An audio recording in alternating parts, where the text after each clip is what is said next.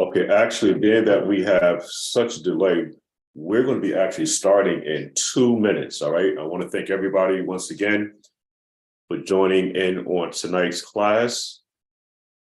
And we will be starting in exactly 5 minutes. And as folks come in, they'll be able to pretty much pick it up from there. But outside of that, we're going to have to go ahead and get started here. And plus the presentation here, it can be easily emailed to you if anybody have any questions regarding anything. And it's actually being recorded live on YouTube. All right. So nobody is actually missing out on anything. It's just that we're going to be starting at 6:40. All right. So it's 6:35 now, 6:40. We're going to go ahead and get the ball rolling.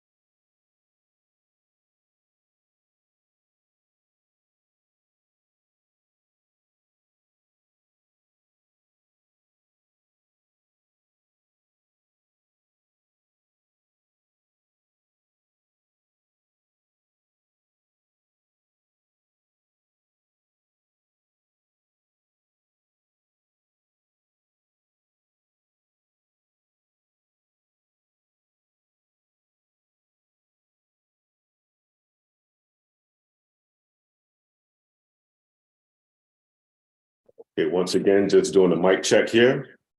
And we will be starting in what do we got? 3 minutes? Yep, 3 minutes. We're going to go ahead and get started.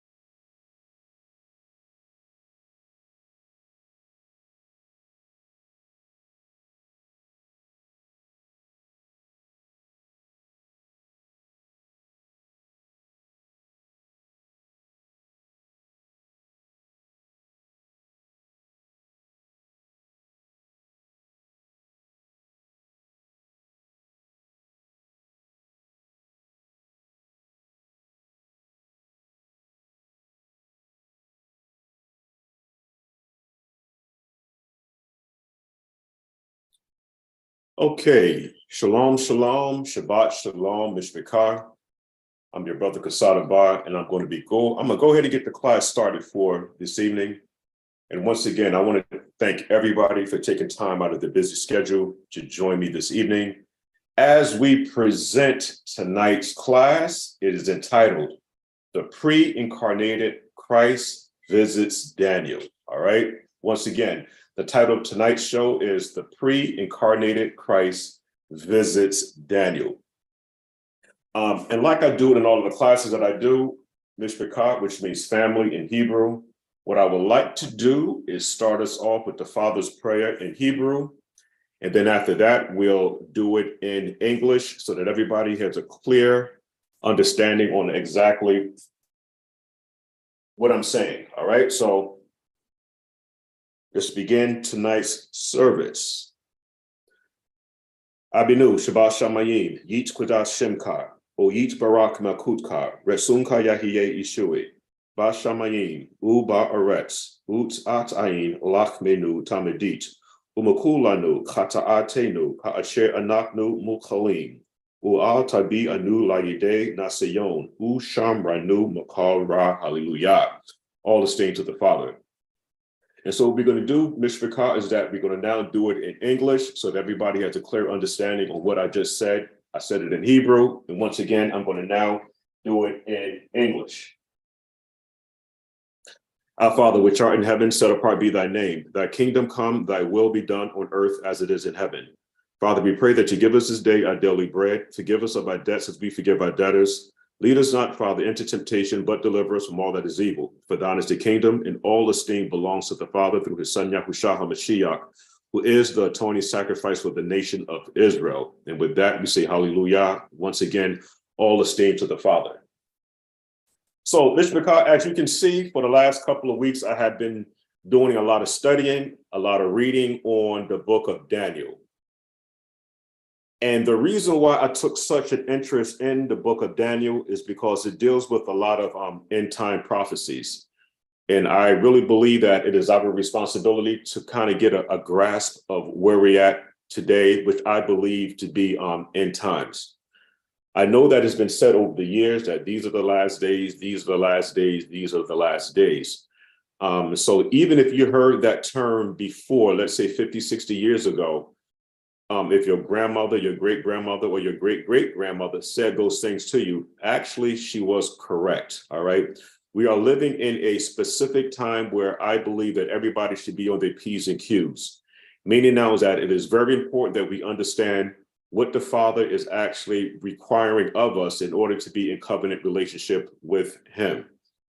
Oftentimes, we see our own interpretation of Scripture. We have our own interpretation of what that relationship means. But through all of the different captivities we have gone through, I really believe that we should really put ourselves in a more positive situation. That positive situation is that if we were to put our personal feelings aside and just listen to exactly what it is that the Father is asking us to do by looking at the many examples that he showed to us throughout his Torah, the prophets Abraham, Isaac, and Jacob, Jeremiah, Ezekiel, Haggai, all of these guys here were very important in helping us to get a better understanding on how to have this intimate, not just any relationship.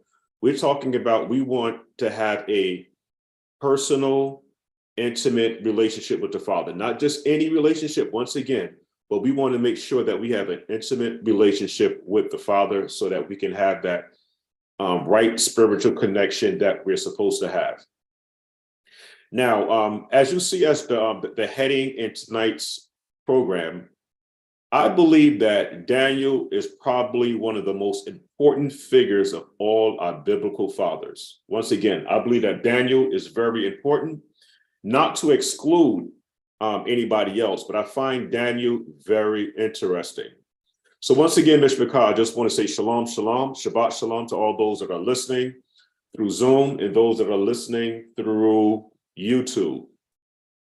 Now, without a thorough understanding of the Moreh, which is vision, which is one of the two visions, with the other being the chazown vision, it would be almost impossible to understand Daniel, the 10th chapter.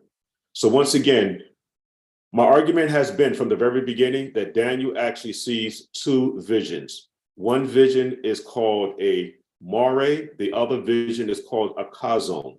So these are not the same words or definitions Hebraically, which is going to be extremely important. Like I have brought out so many times before, when you're looking at the book of Daniel, it is very important for us to understand that Daniel, the 2nd chapter, 3rd, 4th, 5th, 6th, and 7th is actually written in Aramaic, which is a form of Hebrew, but it's not exactly Hebrew. All right, so the alphabets are not the same. So the vowel pointing systems that are being used in today's modern Hebrew language, you cannot apply those rules to what was going on. Like take, for example, 605 BC. You cannot use those rules because these rules or these grammatical rules that we're using today to make our pronunciations, there was no such thing as the lexicons. There was no such thing as these Septuagints. They didn't exist. So we would have to make sure that we stay very close to the culture in order to be able to get a good understanding of what's going on with these writings here. So once again, there's a Moreh vision and then there's a chazown vision. And it would be almost impossible to understand Daniel chapter 10 without understanding these two visions. What I found interesting now is that Cyrus the Great's 3rd year of reign would also be pivotal in moving forward with this discussion. So let's unravel Daniel, the 1st chapter, slowly. All right, we want to do this real slow, and I welcome questions, but it would be best that if we do the Q&As afterwards, because a lot of times, once again, if you let me finish the presentation, 9 times out of 10, I might have already answered your question. So let's take a look at Daniel, the 10th chapter, verse 1, and we're going to be looking at it from the NSAB version. It says, now in the 3rd year of Cyrus, king of Persia, a message was revealed to Daniel, who was named Belshazzar. And the message, which is important now, and the message was true and one of great conflict.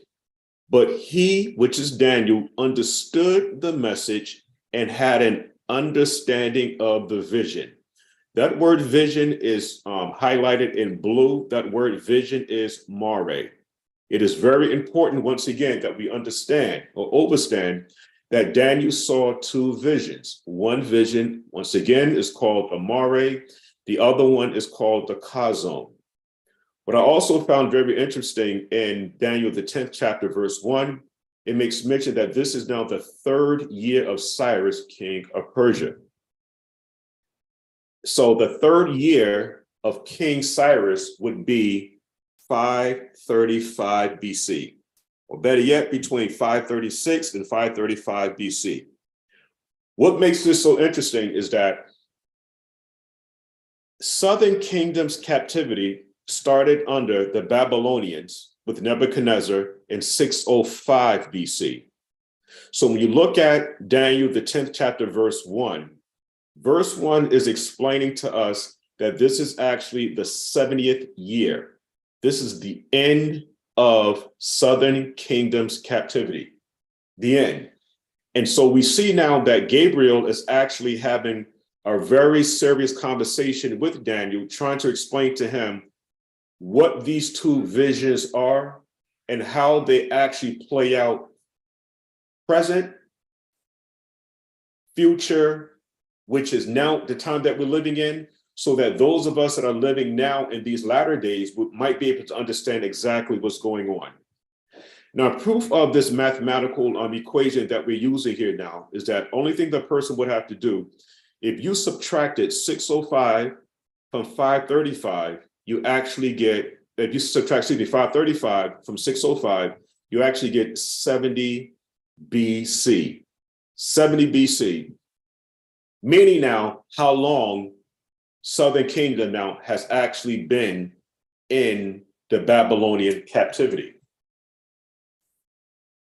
So I want us to now continue to pay very close attention to what's going on, because I feel that this is going to be extremely important to help us get a proper understanding once again on Daniel, the 10th chapter, because what we're about to do, Mr. Picard, is that we're about ready to move on to Daniel, the 11th chapter, which we'll take up at another time. So please pay very close attention to Yirmiyahu. Yirmiyahu is actually the book of Jeremiah. The 29th chapter, we want to talk about the 10th to the 14th verse. So once again, the book of Jeremiah, the 29th chapter, verses 10 to 14, is going to be very important in this discussion that we're having here tonight. And once again, we're using the NSAB version, which is also compatible to the King James Version. I know that a lot of people like using the King James Version, which I don't have an issue with. So let's continue on with tonight's service, Jeremiah, the 29th chapter, verses 10 to 14. And once again, this is in the NSAB version. For thus saith the sovereign, all right, when 70 years have been completed in Babylon, it says, I will. That word I will has to be identified because Yirmiyahu or Jeremiah now is making a prophecy, something that's going to happen now after 70 years. The 70 years is the sentence that the Father has placed on Southern Kingdom. There's Southern Kingdom, there's Northern Kingdom. Northern Kingdom was actually dispersed, as everybody knows, in 721 BC. And we're now dealing with Southern Kingdom's penalty for misbehaving. Now, once again, it says, I will visit you and fulfill my good word to you to bring you back to this place. This place now is referring to the homeland, which is Israel, Jerusalem. All right. So once again, Southern Kingdom was kicked out of Jerusalem. It was overtaken by the Babylonians in 605 BC because of disobedience.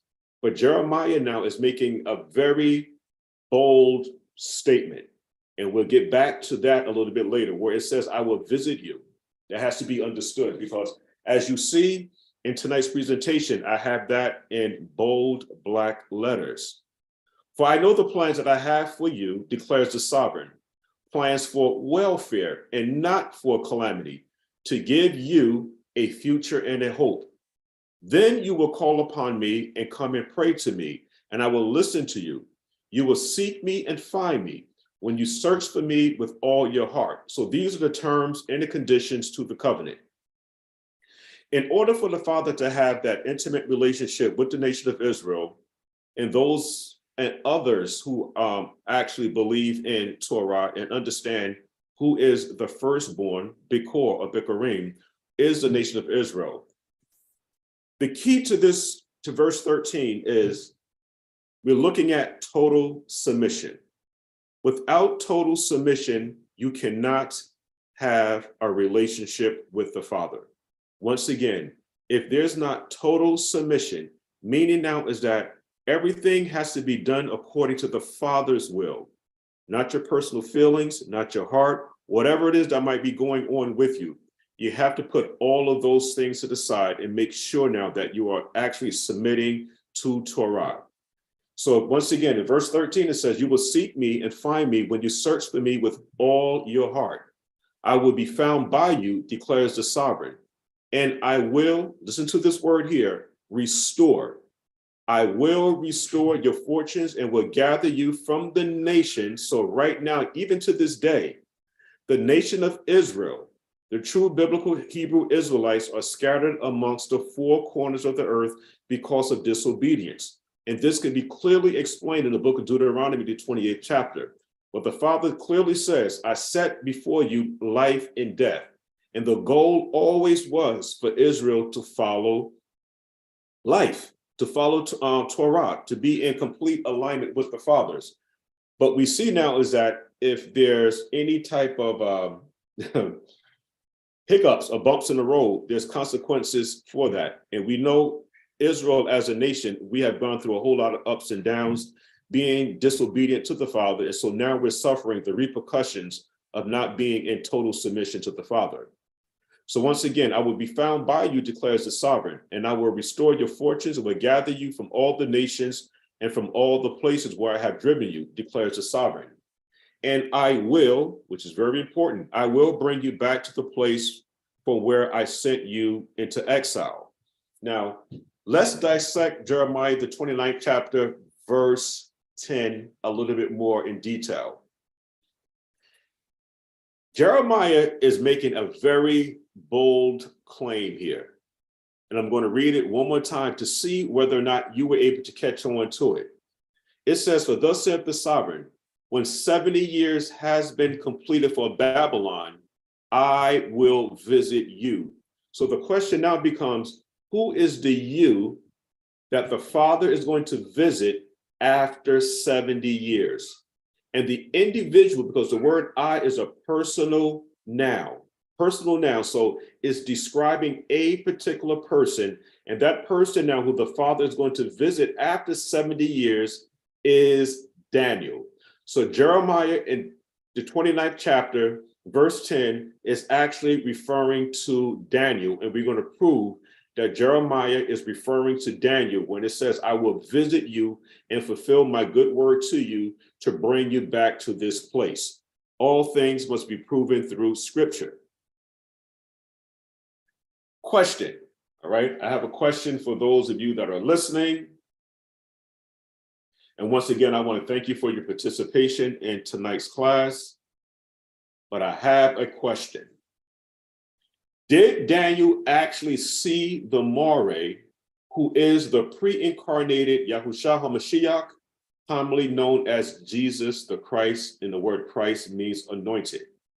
Did Daniel actually see the pre-incarnated Mashiach, commonly known as Jesus the Christ?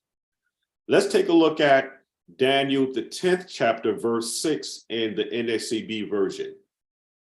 It says now that his face. So that word his now is very important when we begin to understand or understand Hebrew and even English language. When it says his face, is describing a particular individual, that his face had the appearance of lightning. His eyes were like flaming torches. Now, the word appearance is Moreh. So what Daniel is actually doing, he's describing the face and the eyes of the Moreh.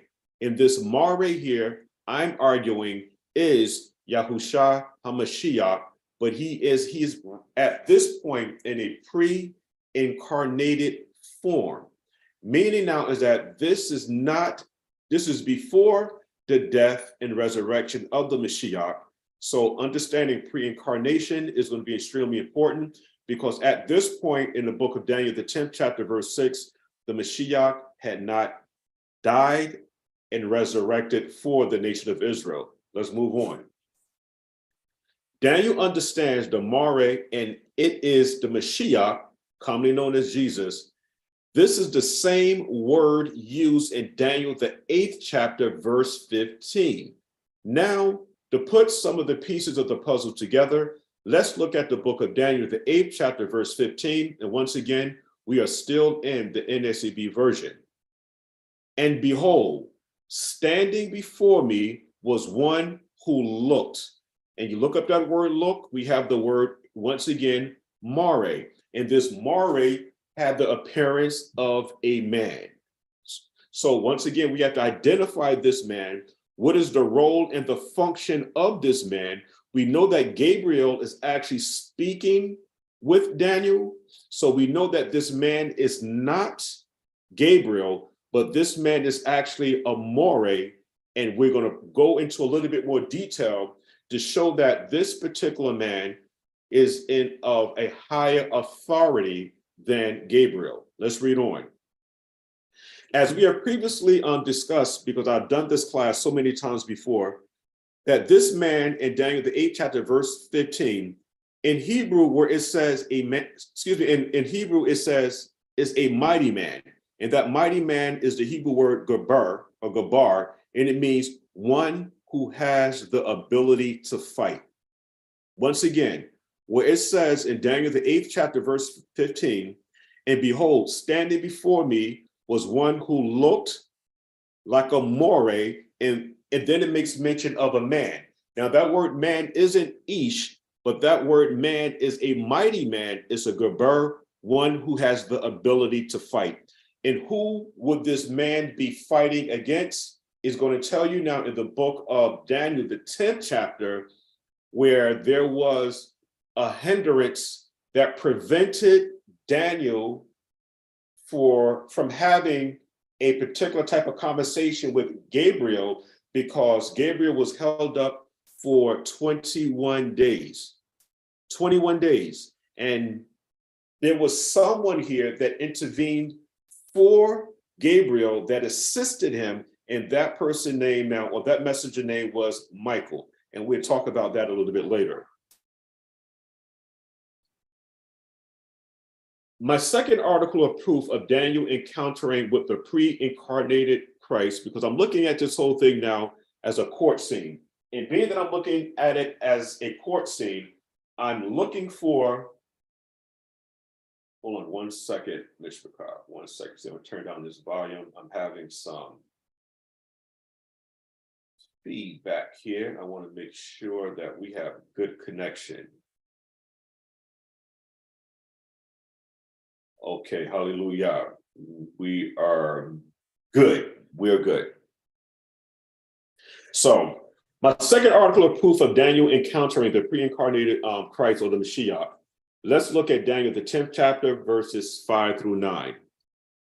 I, Daniel, lifted my eyes and looked, and behold, there was a certain man dressed in linen.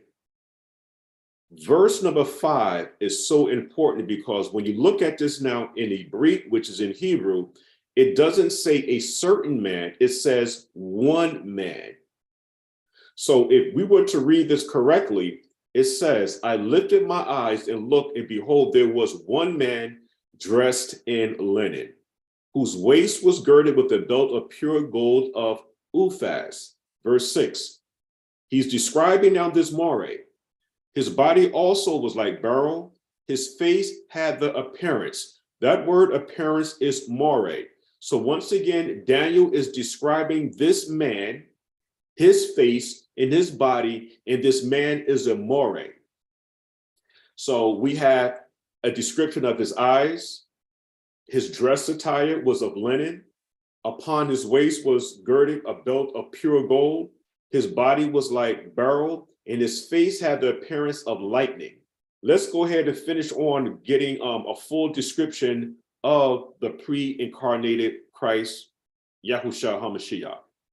The Mashiach's eyes were like flaming torches, his arms and feet like the gleam of polished bronze, and the sound of his words like the sound of a tumult. Verse 7, now I, Daniel, alone saw the vision of the Moreh, while the men who were with me did not see the vision. That word vision again is Moreh.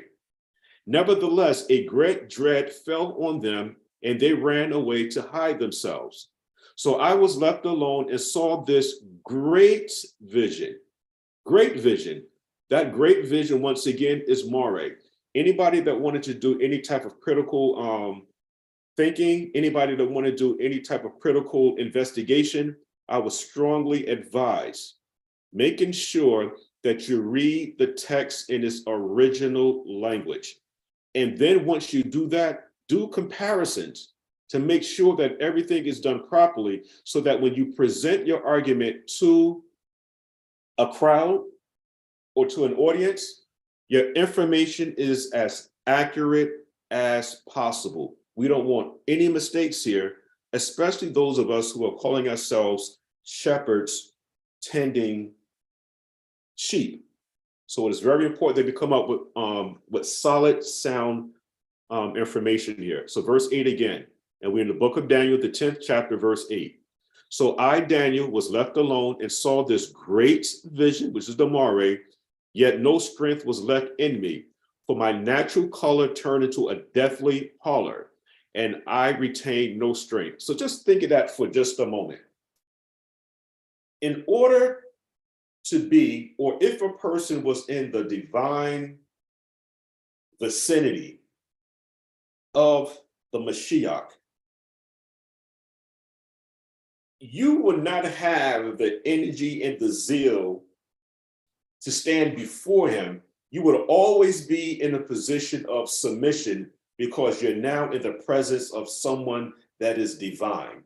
And this is what we're going to see that is happening with Daniel as it happened with Moses. Remember when Moses goes up to the top of the mount, he's now in the presence of the divine one, who we believe to be the Mashiach, and the Mashiach represents the Father. So when we say the Mashiach and the Father are what we call in Hebrew, Akkad, they are one.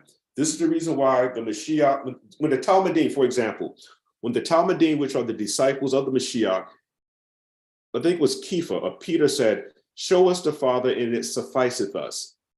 And the Mashiach responded to Peter and he said, well, listen, I have been so long with you. So basically, why are you asking me to show you the Father? If you have seen me, you have seen the Father, because me and the Father are one. They are operating in one accord. So once again, we see Moses comes off the mount, and Moses is now this illuminated being because he was now in the divine presence of the Father. And his glow glowed so bright that they had to put a cover over the face of Moses because once again, he was in the divine presence of the Father, the Mashiach. You can't lose either way you go. Verse 9, but I, Daniel, heard the sound of his words, and as soon as I heard the sound of his words, watch what happens. I fell into a deep sleep on my face with my face to the ground. Let's read on. What I would like to do is to continue my third article of proof. We want to look at the book of Shemot. The book of Shemot is actually now, Mishrikat, is Exodus, the third chapter. Exodus, the third chapter, verses 2 to 3. Verses 2 to 3. Watch this. And the messenger, or the angels, and angels are messengers, and the messenger of the sovereign YAHUAH appeared. That word appeared is going to be very important. And the angel of the sovereign YAHUAH appeared unto him in a flame of fire. So we're talking about Moses here, or Moshe. Appeared unto him in a flame of fire out of the midst of the bush. And he looked, and behold, the bush burned with fire, and the bush was not consumed. And Moses said, I will now turn aside and see this great sight, while the bush is not burnt. What I want us to look at, Mishpachah, is the word appeared. Is the word appeared. And when you look at that word appeared, let me just double check this right quick here, because the word appeared is the word Moreh. Let me just pull it up right quick. Hold on for one quick second. This is the book of Exodus, the third chapter, verse 2.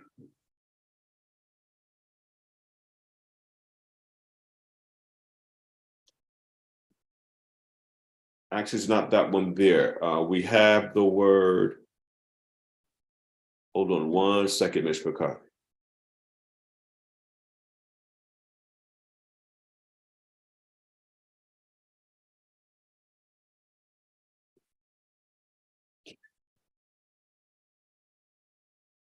Oh, excuse me. Is it verse 3?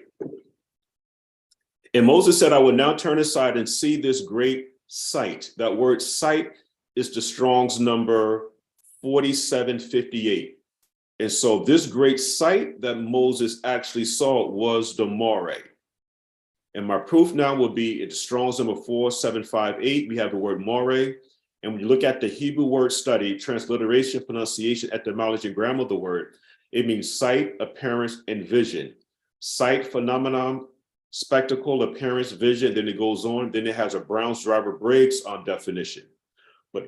But understanding the narrative is going to be very important, because just like we just read in the book of Daniel, the 10th chapter, it made mention now that this Moreh was actually classified as a noun and is actually masculine. And so this is actually referring to an individual because it begins to say his face, his eyes, his arms, and the linen that he was wearing now pertaining to a particular person. So this Moreh here is a particular person, and Moses saw actually the pre-incarnated Mashiach burning in the bush, but the bush was not consumed. And again, if anybody has any questions with anything that I'm presenting here tonight, please remember the slide, and we can go back to the slide and we can try to clear up any misinformation or misunderstanding that anybody might have. So if you don't remember the slide, actually, you know what, it's no problem. I will always be able to help solve the problem. And we want to make sure that all topics stay based upon the lesson that's being presented here tonight. Now, my fourth article of proof is the book of Shemot, the 24th chapter, verse 17. Watch how this reads. And the site, which is the Strong's number 4758, again, that word site is Moreh. And the sight of the Moreh, of the glory of the sovereign YAHUAH, was like devouring fire on top of the mount in the eyes of the children of Israel. So when we begin to look at the Exodus of the children of Israel coming out of Egypt, and we know that they came out in the first, and they actually did this ceremony in Egypt. The first ceremony that Israel participated when we begin to look at the 7 festivals was Pesach, commonly known as Passover. And then the next one now, because 3 times a year, as it makes mention that all males must report to Jerusalem. But understanding the cycle and how these events are happening as far as these festivals are concerned, we have Passover, we have the waving of the sheaf offering, we have the Shavuot, we have Yom Teruah, with the blowing of the shofar, we have Yom Kippur, we have the Feast of Sukkot. Oh, we have first fruits. Okay, so I missed one. All right, so there are 7 festivals altogether, and we have now this particular one where Israel is at Mount Sinai. And it was at Mount Sinai where Israel actually made or came into covenant relationship with Mashiach. Mashiach would be the bridegroom and Israel being the bride. So I always try to share with everybody is that this is a marriage that happened at Mount Sinai, and this marriage that took place was between the nation of Israel and once again the bridegroom, which is the Mashiach. And let me just make mention once again of these 7 festivals. We have Passover, we have first fruits, the waving of the sheaf offering, we have Shavuot, we have Yom Teruah, we have Yom Kippur, and we have the Feast of Sukkot. These are the 7 festivals that the Father gave us at the very beginning, and it can be outlined in the book of Shemot, the book of Exodus, the 24th chapter. And these 7 festivals help us to understand or overstand how important it is for us to understand how the Father wants us to have this intimate relationship with him. Now, what I want to do is look at my 4th piece of article, and this time I want to look at it in Hebrew. All right, so because it's something that I wanted to share to help us to get a better understanding on what is going on here. And once again, we're going to be looking at, I'm just going to go back here. We're going to be looking at the book of Exodus, the 24th chapter. And let's look at the 17th verse. The 17th verse. So let's go back and read this now in Hebrew. Now, the first letter that you see in Hebrew is what we call the U or the Wa, which just means in. Then we have the Mem, the Resh, the Aleph, and the He,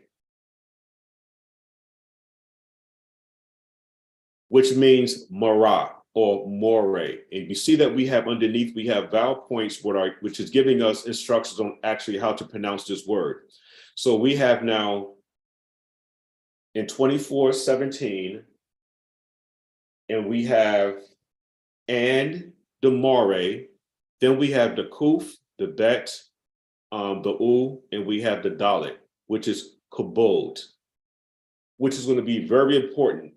And the Moreh, which is the glory, then we have YAHUAH, then we have the Kaf again, then we have the Aleph, and then we have the Sheen, which is just simply means Esh.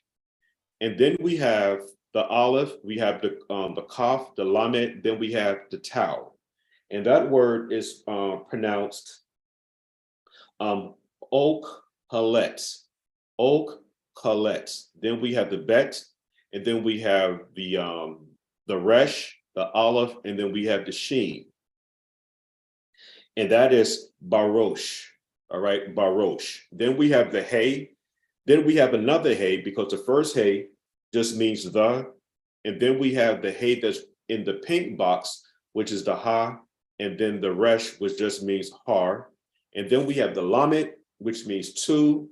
Then we have Ani. La, Ani.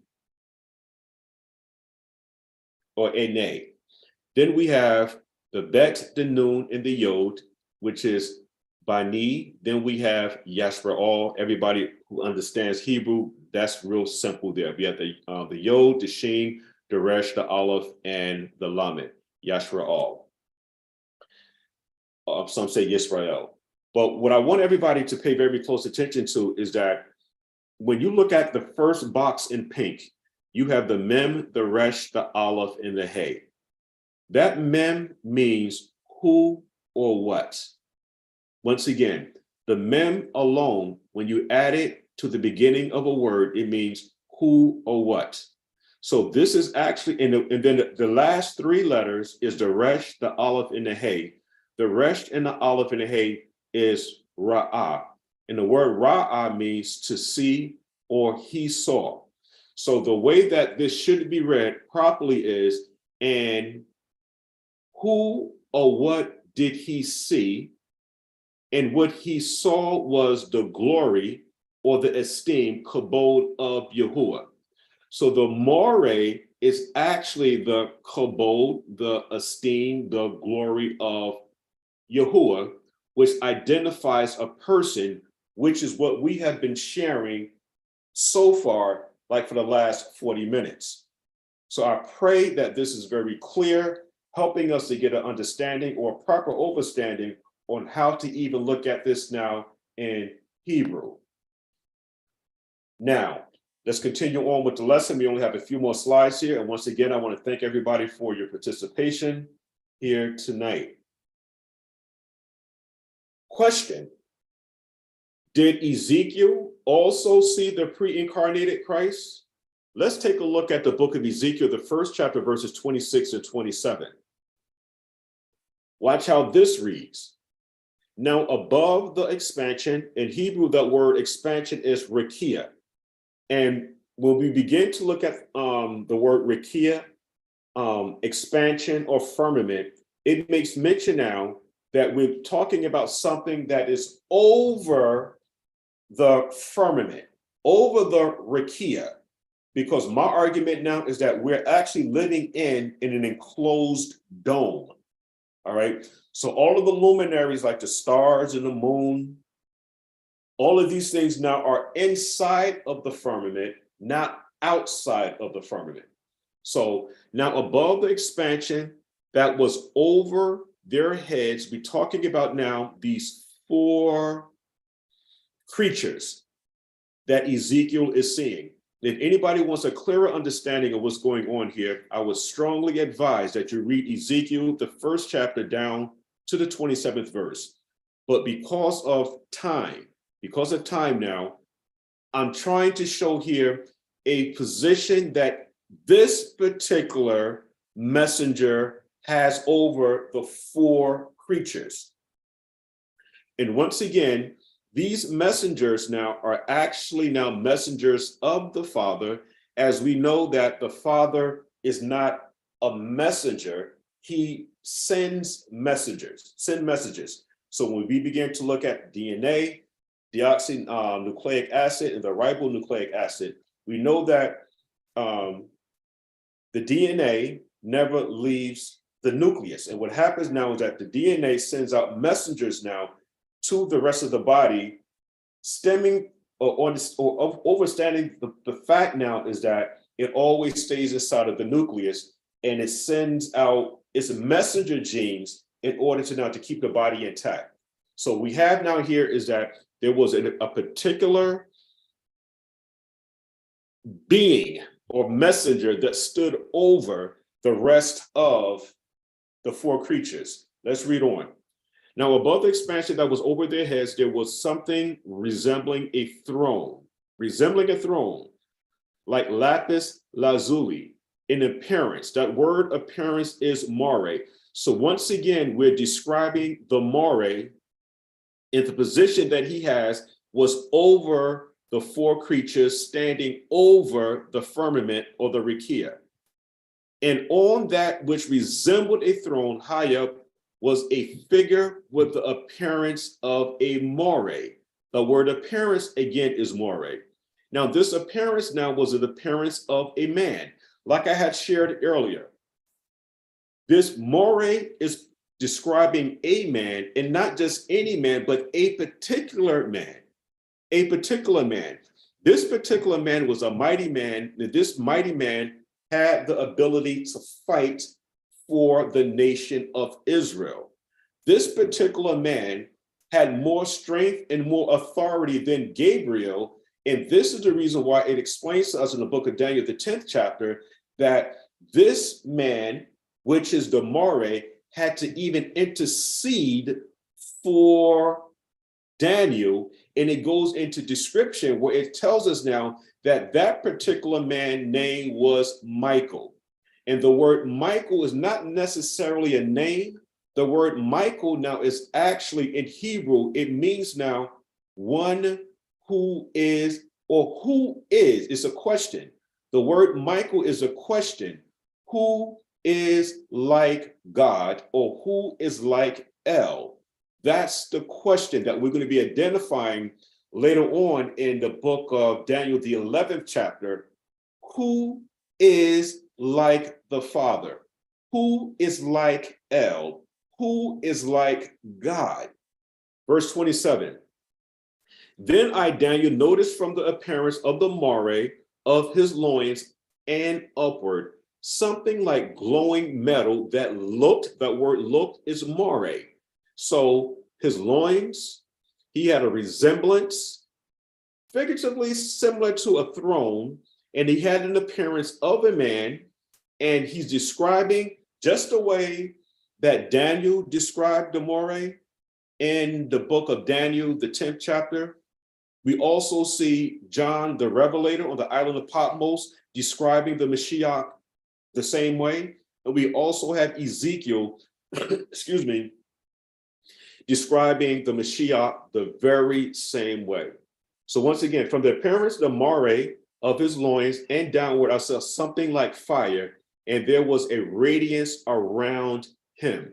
Him, we're talking about a person, all right? A person, and it's very, once again, important for us to take our time when looking at these scriptures, because every time I read the scriptures, it is very important for me to make sure that I'm able to find the Mashiach, because I believe that the Mashiach existed from the very beginning, and we have now the full manifestation of the Mashiach during the first century, where we have now the whole story with John and Mary, and we have now the immersion or the baptism of the Mashiach, when we see John proclaiming that this is actually now the one that was foretold in our Old Testament. Daniel, the 9th chapter, verses 23 and 27, making a comparison now with Daniel, the 10th chapter, verse 1. Watch how this reads. And I'm just going to read verses 23, 24. At your leisure, you read 23 down to 27. It says now, at the beginning of your supplication, now we're talking about Gabriel here. Gabriel. And at the beginning of your supplication, the command was issued, and I, Gabriel, have come to tell you, for you, Daniel, are highly esteemed. So give heed to the message and gain understanding of the vision. Gain understanding of the vision. That word vision is Moreh. So it was Daniel's responsibility to understand the vision of the Moreh. And again, this Moreh here is the Mashiach. Watch this now. In verse 24 now, in gaining understanding of the vision, which is the Moreh, is 70 weeks. So we know that the Mashiach's ministry was 70 weeks. And like I've shared so many times before, we know that there's 52 weeks in a year. And 70 weeks now will actually be 1 year, 4 months, and 2 weeks.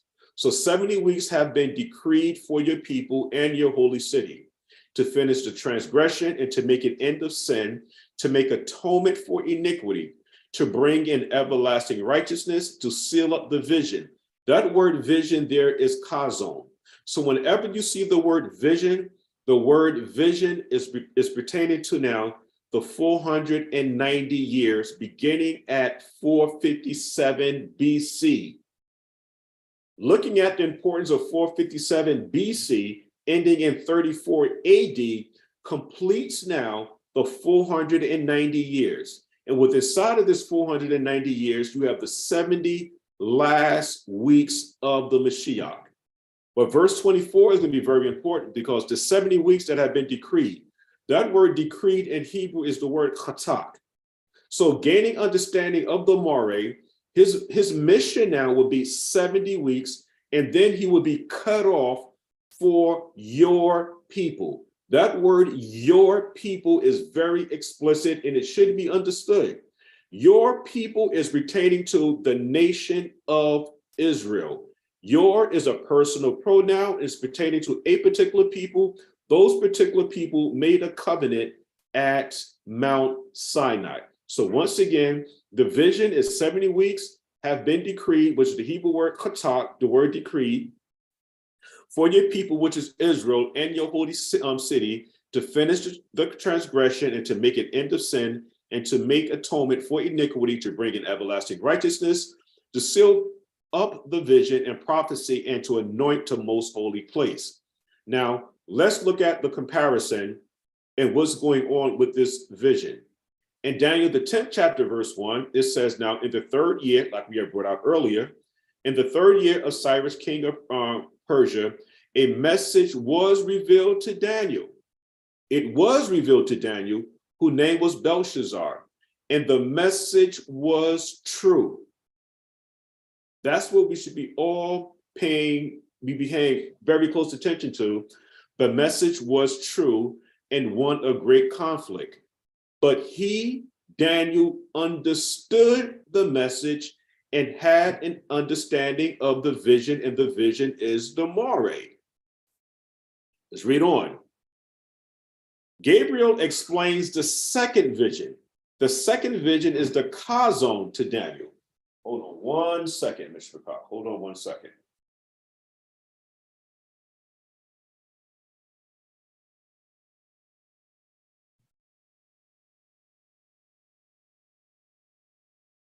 Hold on 1 second.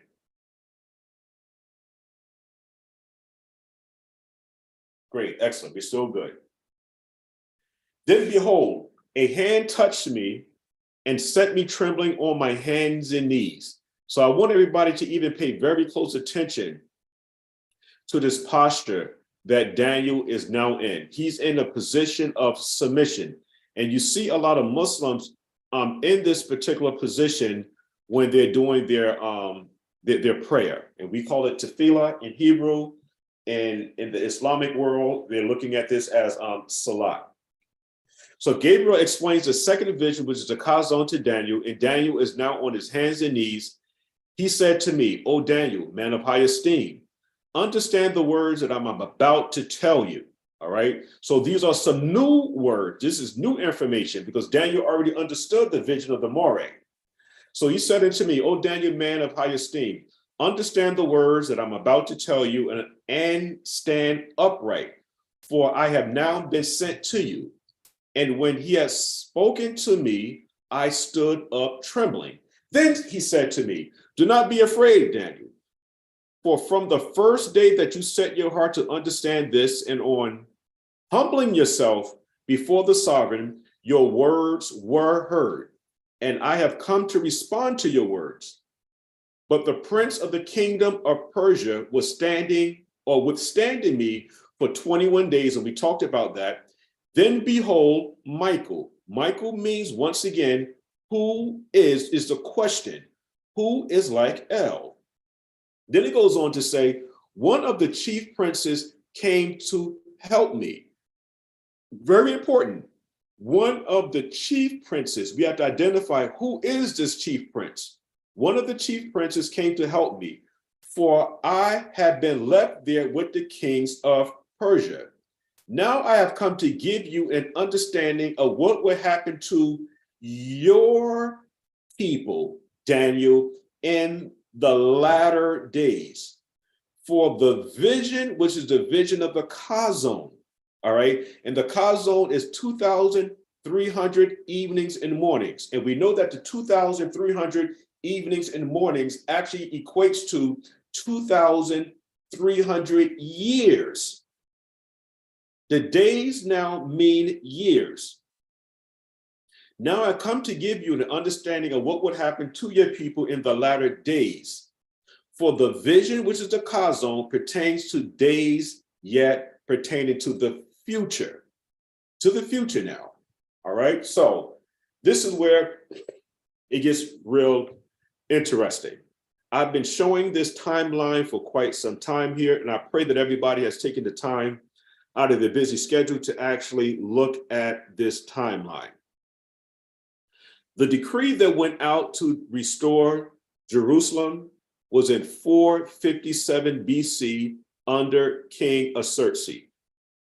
Now, the first 7, okay, represents 7 times 7, which is 49 years.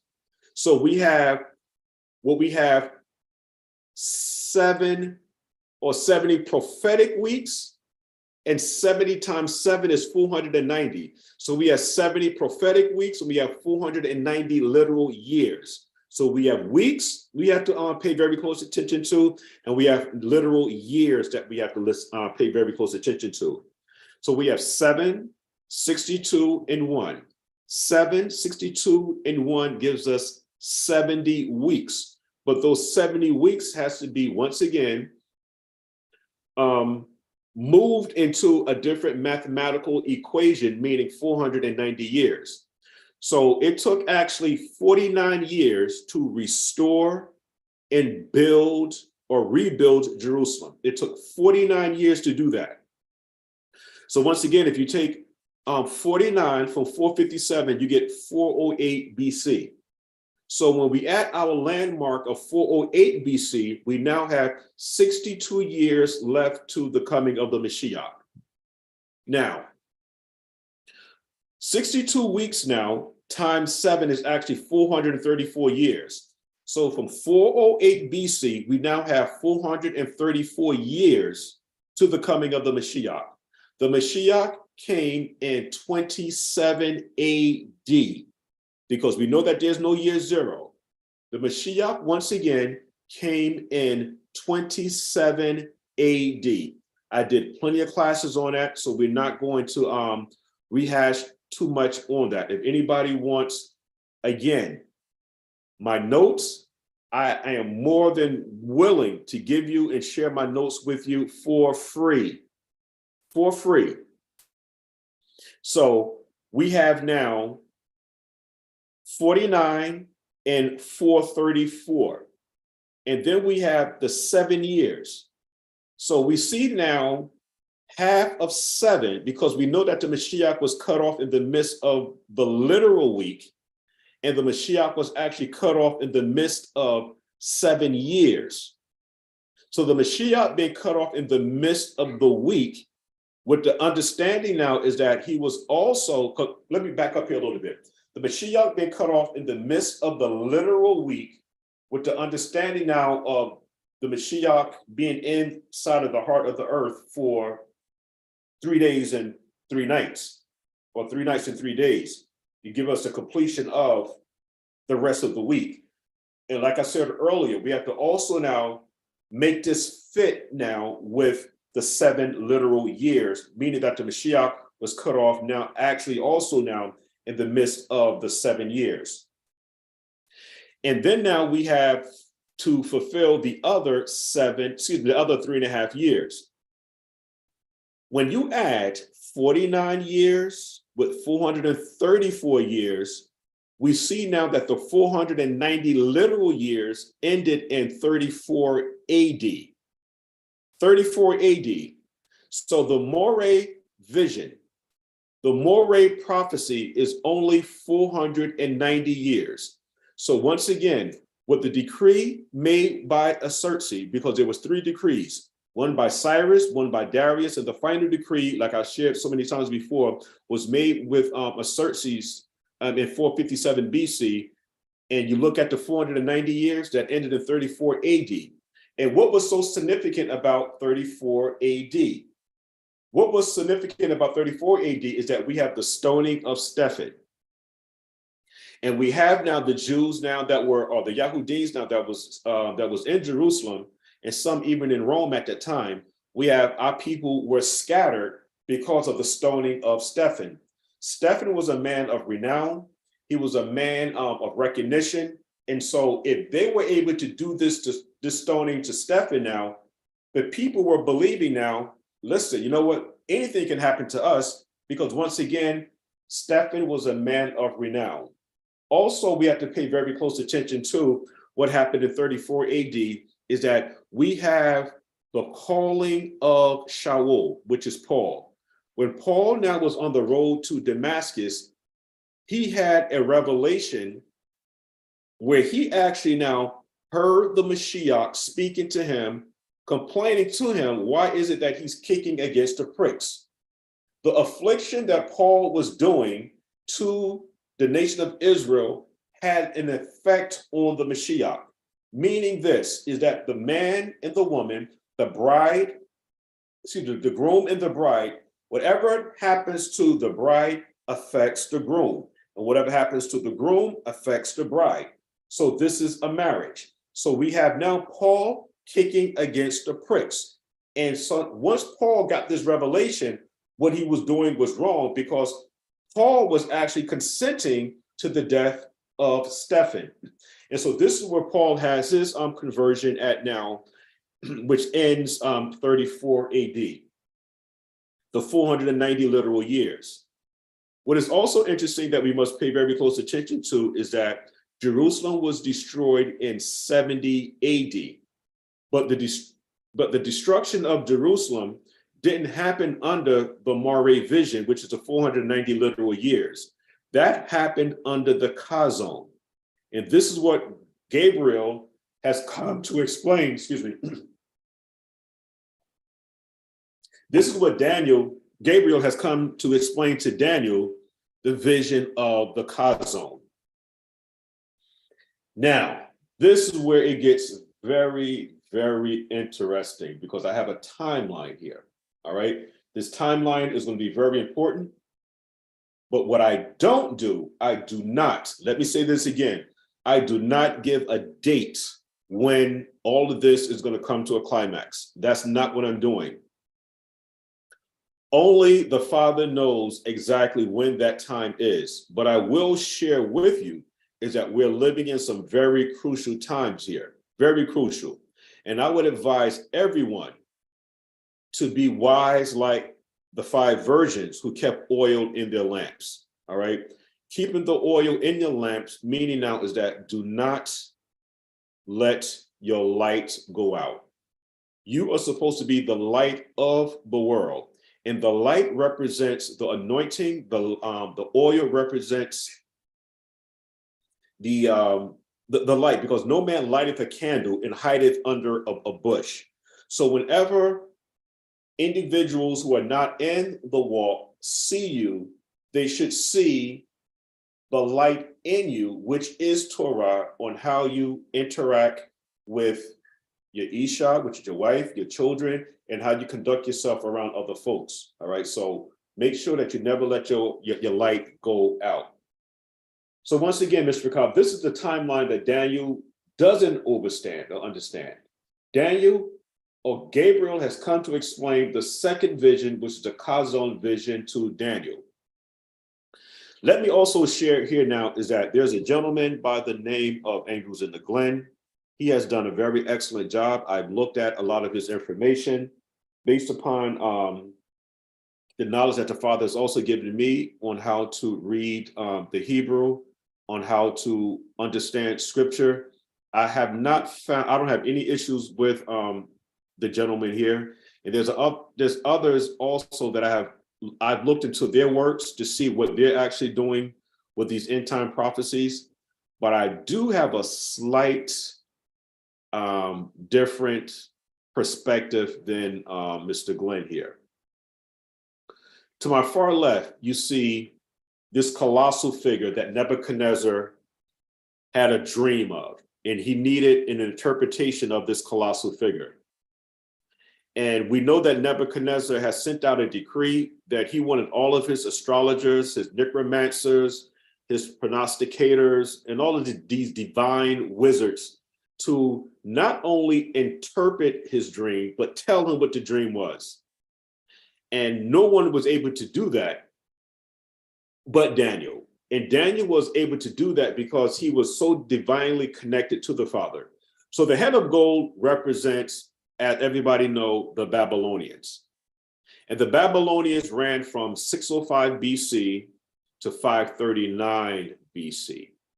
The silver represents the Medo-Persian Empire. And the Medo-Persian Empire ran from 539 BC to 331 BC.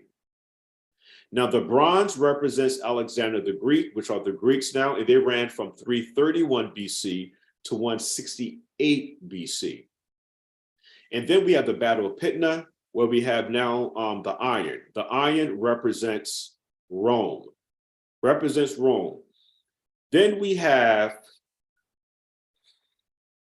let me see where I want to go there. I'll explain that a little bit later, right? Because a lot of this now actually goes into Daniel, the 11th chapter. But we do see now that Rome runs from 168 BC to 476 AD. But this is where it gets very interesting, is that Rome was never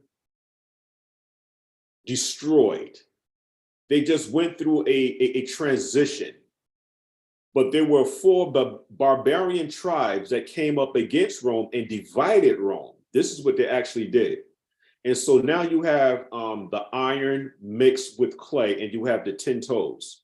Now those 10 toes represents the European Union. And going back before today's present European Union, you have 10 barbaric tribes that the Roman Catholic Church got rid of. Because what I'm finding out now is that a lot of us who are doing this timeline, you're not looking into the big influence that the church state system had during the medieval ages, which is now the papacy, which is no more than the Roman Catholic Church. So when we begin to look at the significance of what happened on May the 7th, 538 AD, and looking at, as we're talking about a little bit more in the book of Daniel, the 11th chapter, and I don't want to jump ahead too much, but we're looking at time, which is 360, times, which is 720, because time times 2, and then we have a half a times, which is 180. So once again, time is 360, times is 360 times 2, which is 720, then half a times is actually 180. When we begin to look at the significance, and you can just Google May the 7th, 538 AD, and begin to look at what the Roman Catholic Church is actually doing. And so when you actually add 1,260 to 538, you get the year 1798. What I find interesting with 1798, we also have to put into factor the birth of the United States, all right? The United States also plays a very important role in end time prophecy, which we'll go into a little bit later, how actually America is actually a extension of Rome. because we have Rome, the state system, and then we have Rome, meaning the Roman Catholic Church. And remember, there's two facets to America.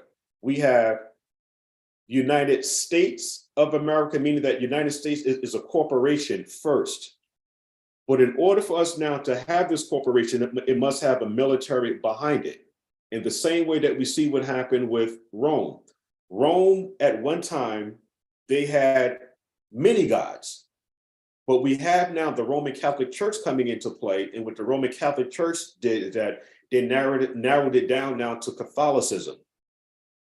And when we begin to look at the atrocities that the Roman Catholic Church did on the believers, and we'll go into that a little bit later in Rome, in the book of Daniel, the 11th chapter. But once again, 1776 is going to be very important as it ties in with 1798, where America now goes to war against the British, and she gets her independence from Great Britain. So making sure that we understand this timeline is going to be extremely important. Now, our brother here, Mr. Glenn, he has it that the chazown and the Moreh vision are running simultaneously. I don't agree with that. My argument is that the 490 years started in 457 BC, which him and I both agree, and it ended in 34 AD, which is the Moreh vision. But once again, I'm not looking at it that it's running consecutively, because we have now Europe, or the European Union, still running today. So right now we are still even in the chazown. And the chazown has not ended. And if we do the math, we have maybe about 233 years, but we'll talk about that a little bit later. So once again, Mr. Bakar, this is my understanding of how the chazown is going to be working, and I'll go a lot more in detail with it when we go into Daniel, the 11th chapter. And I also show here where our brother, we have here, Mr. Glenn, the red line is his line, which ends in 1844 for him for the chazown. My chazown is still running. It has not ended. Okay. And so, Mishpachah, this is tonight's lesson. I pray that you were able to gain some understanding with what was presented to you tonight. And we're going to also be looking into the Aramaic, all right, because I made an argument that Daniel, the 2nd chapter down to the 7th chapter, is written in Aramaic. And I want everybody to be able to understand clearly what that means, and show you some alphabets on how that looks, because the alphabets in the Aramaic and the alphabets in the Hebrew, they don't look the same, all right? Because I know, once again, there was a brother that had some issues with the translation, the Aramaic translation. There's actually nothing wrong with the Aramaic translation. We're also going to be looking into what was the figure that Nebuchadnezzar actually made after Meshach, Shadrach, and Abednego were delivered from the fire there. Hold on one second here. Also, I wanted to talk about, there is an individual, his name is Zion Alex Zion. He is a, pardon me, brother, if I mess up your name. His name is actually Lex Zion. It's Lex Zion. He does an excellent job when you begin to look at what is actually happening with a particular area called the land of Ur. And he is a brother, because I was criticized that, Assad, you brought up all of these white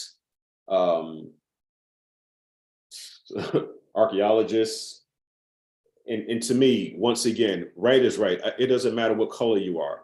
But for argument's sake, there's a brother, you can check out his page, Zion Lex. He goes into the Sumerian text real heavy, and he goes into the Enki, the Enlils, the Marduk, and all of those guys there, giving us a better understanding on how to look at the area where Abram actually came from. So once again, Mr. Picard, I want to thank you for your time and your participation. I'm going to check here on Zoom to see whether or not anybody has any questions. And if anybody have any questions, I'm going to make sure that I give you the opportunity to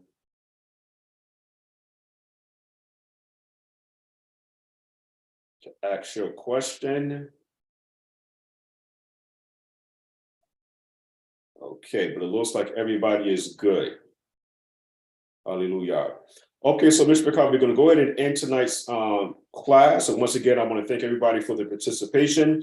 Until the next time we meet, I pray that everybody stays safe and sound and keep in Torah. Make sure that you understand what it is that the Father's asking for us in these last days here. And the next class that we'll be doing will be the book of Daniel, the 11th chapter. And so with that, Mishpachah, I'm going to say Shabbat Shalom to those of you that observe Shabbat this night, all right? So have a good evening. And once again, Shalom, Shalom.